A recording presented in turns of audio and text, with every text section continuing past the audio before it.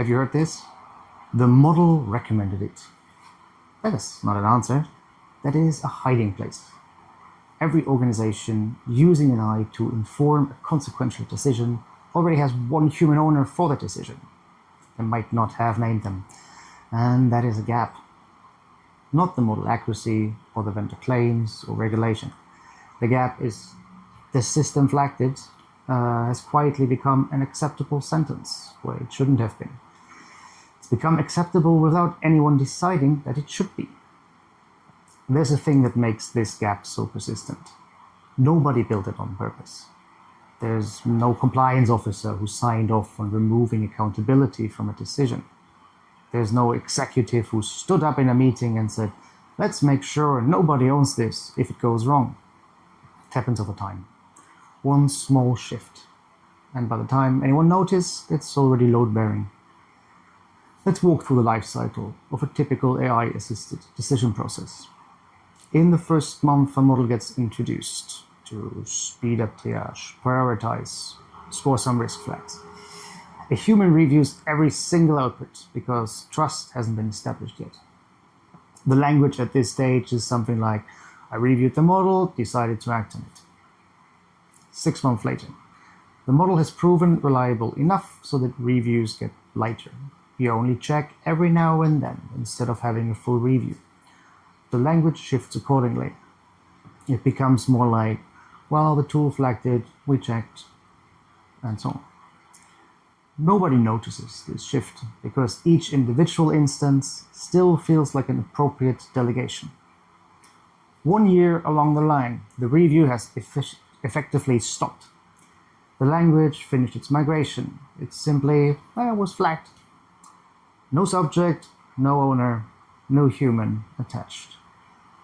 What started as a reasonable efficiency gain has quietly become a decision with nobody's name.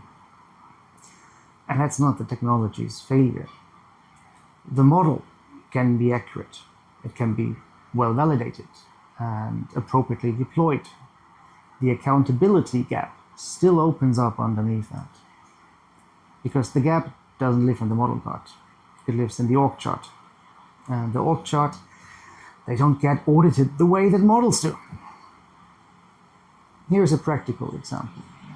UnitedHealth, one of the major US health providers that was in the news some time ago for a completely different reason, used a tool they called NH-Predict.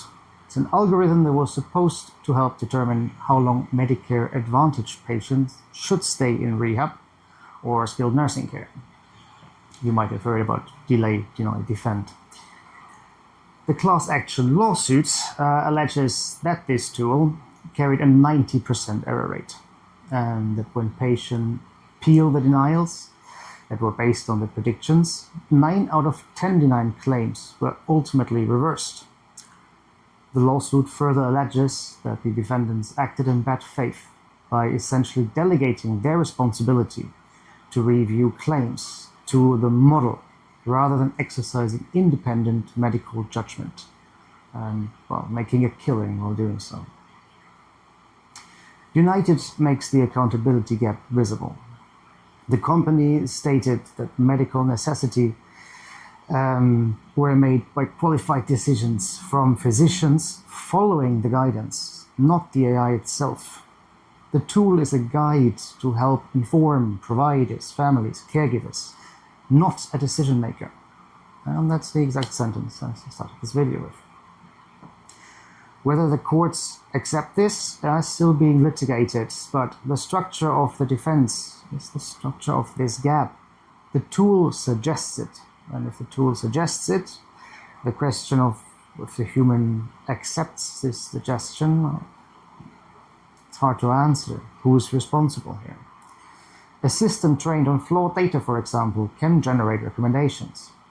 Clinicians using the tool, relying on outputs that look evidence-based, even though they may be not, they don't know how accurate it is.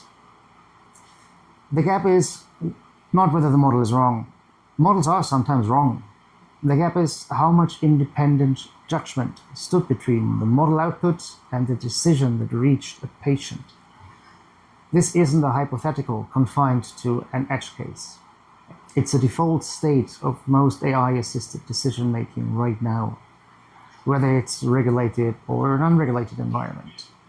Ownership diffuses the moment a model enters a decision loop, because the tool suggested feels like it distributes blame across the organization. But it doesn't. It just delays the moment someone has to answer for the outcome.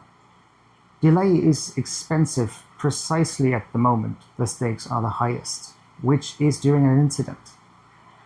There's a version of this that shows up in board reporting too. AI-driven efficiency gains get reported upward with real enthusiasm. The corresponding accountability structure almost never gets reported alongside it, because nobody is asking to produce it until something forces the question. By then, it's not a governance exercise. It's a crisis response. And if you cannot answer right now who owns the outcome of your highest stake AI-assisted decision, you don't have an accountability gap. You'll discover it during an incident, in front of a regulator or a board or a lawyer, with no paper trail and no point and no time you can point to for the blame. Audits are scheduled, incidents are not, and that asymmetry is the entire argument for doing this now rather than later. Before your next AI-assisted decision goes live, or for the ones that are already introduced, before your next review cycle, name one accountable human in writing, not a team, not a function, not the data science group, one specific person. And put it in a workflow document, not in a Slack thread that ages out of searchability.